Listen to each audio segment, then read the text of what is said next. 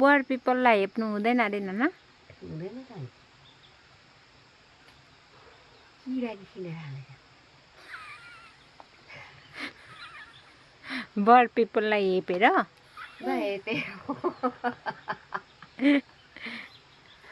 पुरा किरा निस्किन थाल्यो उहिले हेप्नु हुँदैन अन्त बर पिपललाई मैले गरेर धुपाती गरेर प्रार्थना गरेर पानी चढाउनु पर्छ भने त्यो उहिले अहिले पनि चढाउँछ नि कता कता त अनि त्यसरी किरा निस्किन थाल्यो पुरा किरा निस्किन थाल्यो प्रार्थना नगरेर प्रार्थना नगरेर त्यसो गरेर नुहाइले गरेर पानी चढाएर प्रार्थना गरेर धुपाती गरेर पानी चढाउँथ्यो उसले अहिले त त्यसो गर्दैन पुरा त्यो दानामा पाक्नु थाल्यो किरा थालेछ कहाँबाट त्यस्तो आउँछ हौ नानाकोमा चाहिँ बोली चाहिँ कहाँबाट आउँछ तपाईँको चाहिँ त्यो बरमा किरा निस्किने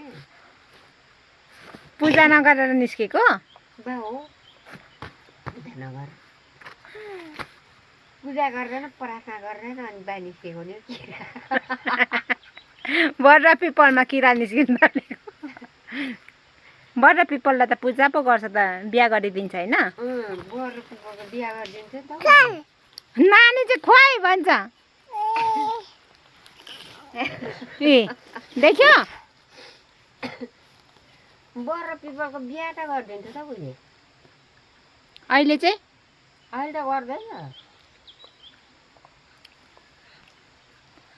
बर पिपल कि सँगै राखेर बिहा गरिदिन्छ र उसले अहिले त गर्दैन त किरा लागेको किरा लागेको चाहिँ